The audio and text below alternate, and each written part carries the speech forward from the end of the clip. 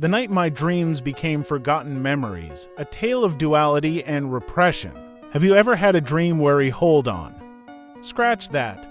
That's not what this is about. Dreams aren't real. Memories are real.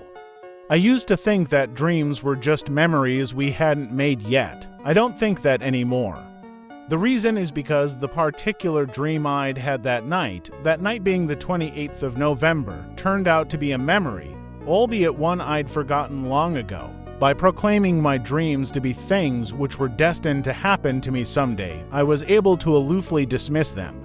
For this particular dream to be a long-buried memory come unstuck from the fabric of my repression shook me.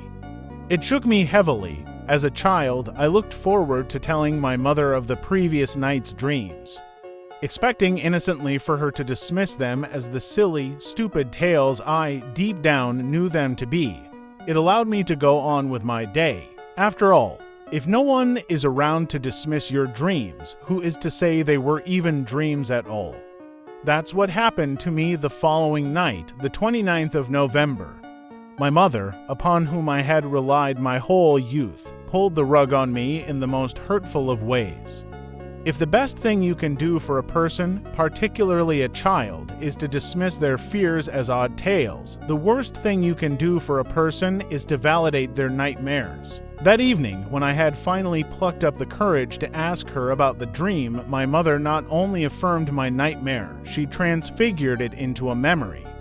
I was 15 years old at that time. It was nearly Advent. While in my adolescence I had soured modestly on the concept of Christmas, there was no killing the idea of the thing. It held within it too many happy memories.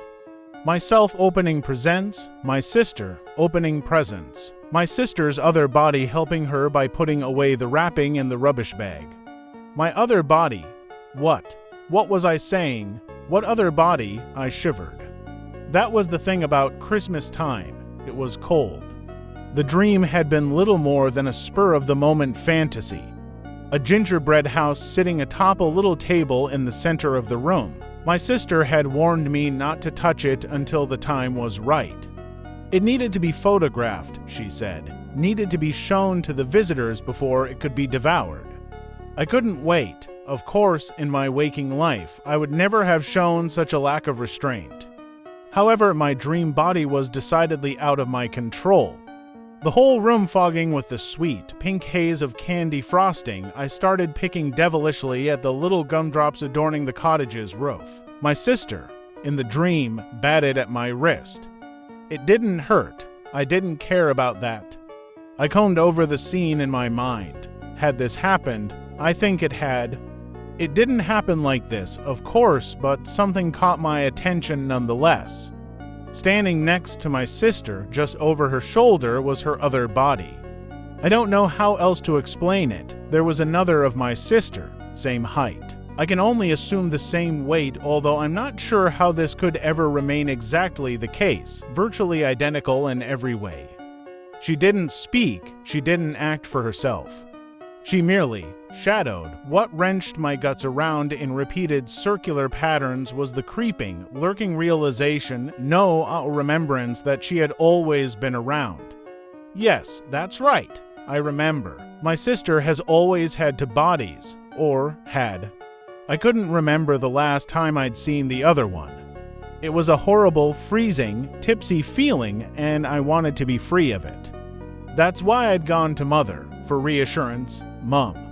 I had a dream, I started pointedly.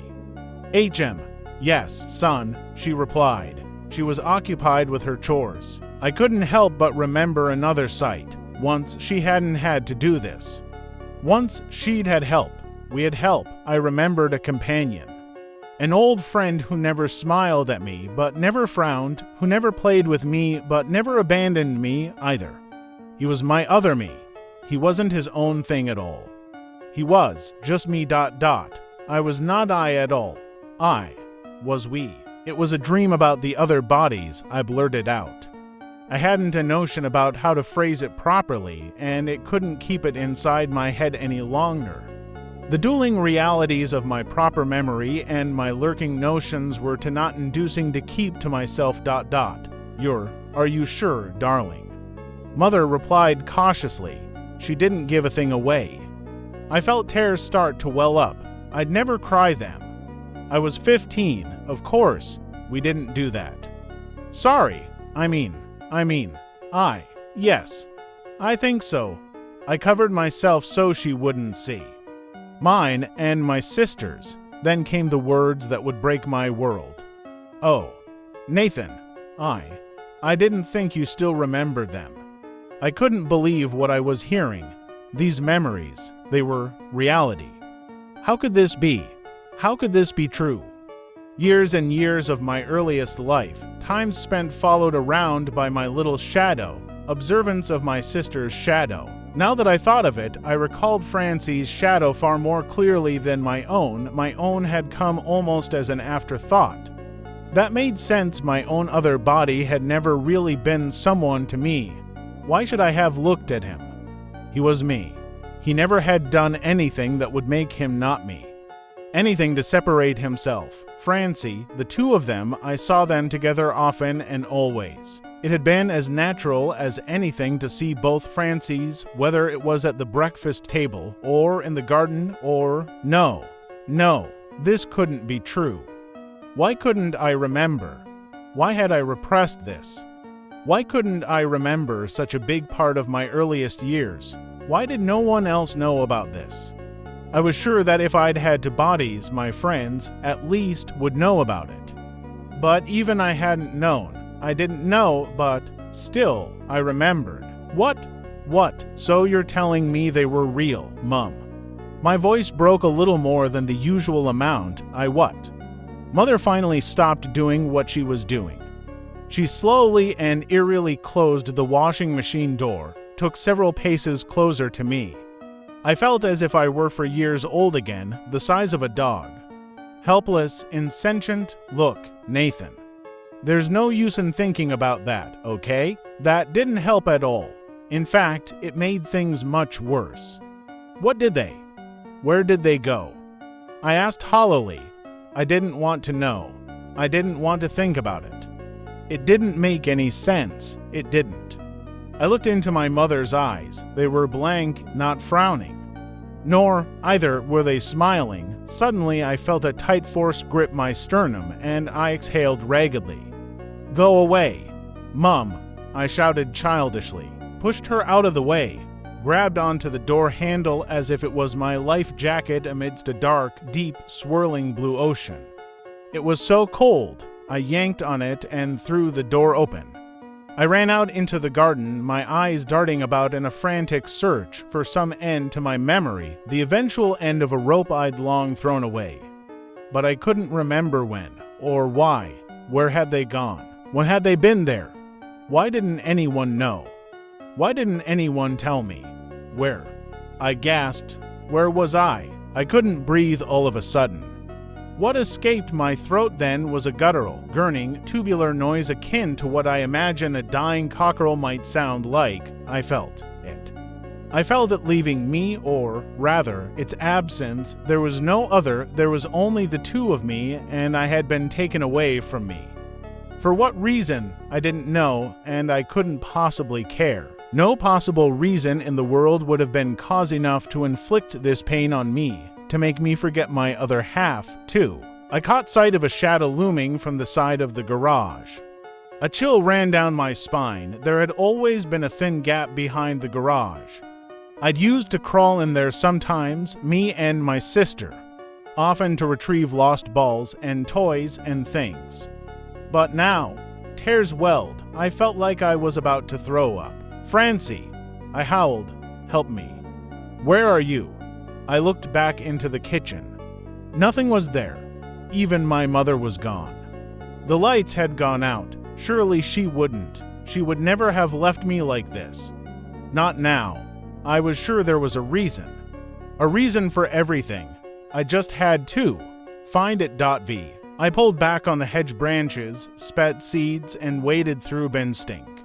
I started to hurl myself forward, round the gap, impatient to the extreme. It was as if I was being pulled in by some invisible force of gemination. I turned the corner and faced down the dark at the end of the tunnel. A thin strip of moss and dirt and black, and a couple of bags, big, long bags. I felt bile rise in my throat and I vomited on the ground, felt my vision graying slightly. All of a sudden, upon my intense physical reaction to the sight, one of the bags, the one closest to me, started to move. Whatever was inside tried to shake itself loose of its fabric bondage. I started to panic and cry again, tried to turn around and run, but everything in the gap was so claustrophobic and tightening. To make matters worse, the light in the garage came on and someone stared at me. It was my father. He was neither smiling nor frowning, but his eyes were as if they'd just ridden 1,000 roller coasters. I screamed. Suddenly, the bag was unzipped and fell away. I felt a cold, decayed hand on my t-shirt. Bleg, I managed, but I pulled me toward him until we were almost hugging. I saw our other body's face, and it was barely a face. My other complexion was tearing apart. My other skin was rotted and molding, with a topping of bugs to boot. I could see my other body's rib cage, marred by hanging flabs of my former flesh. I think I almost blacked out at the sight of my other body's fate, but if I cast my mind back to that unholy, unreal night, I think I recall myself carrying me over my shoulder. Out of the gap, round the garage and back onto the dewy garden grass.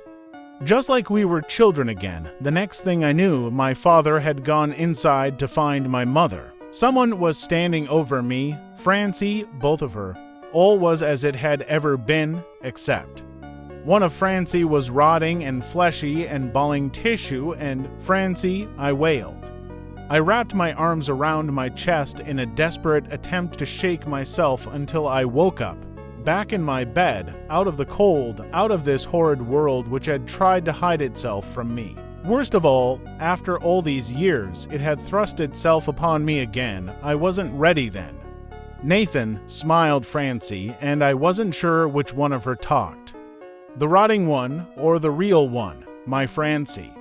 It was only then that I looked to my side and saw my other body, rotted within an inch of my life, lying on the grass next to me in solidarity. I cried. I couldn't believe I existed this way.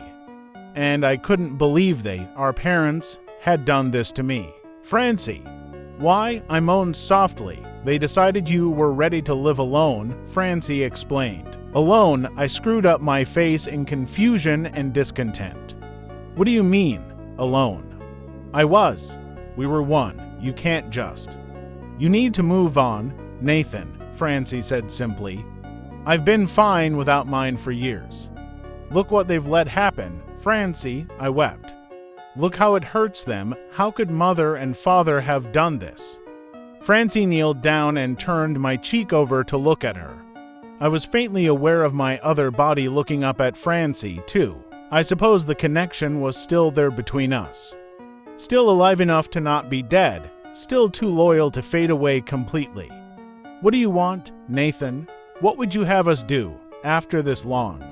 You know no one can know of this, my sister said to me dismissively. My sister's other body looked at me alienly. Why was that? Was it because I ate too many gumdrops? They were only supposed to be an external store for us, Nathan, Francie droned. Already my hearing was tuning out. Her voice was an oral blur to me now. Extra teeth, hair grafts, organ transplants, God forbid we need them. But you needed him too much, Nathan. They had to take him away. It wasn't healthy. I couldn't stop sobbing. The next moment, my eyes bugged out. I felt my neck's flesh being torn out by my other mouth. Somewhere between those moments, I stopped feeling my neck fall to pieces in the molar mush and started tasting the awful blood. It has been 15 years since that night. I haven't seen Francie in at least 7. Whatever bond exists between us now is marred too much by dark memory. The only place I see her, or indeed my parents, is in dreams. So perhaps I will see them again, if only I could once again come to understand my night visions as thoughts of what may be. I know it never bothered Francie all that much. I doubt she thinks of me. She made a new family, has kids, a husband, a dog. None of them, I wager, know about what happened on the 29th of September, 15 years ago. Well, neither do I, after all. I am just a reanimation. A false person kept behind a garage for months on end while I rotted out my last organic similitude.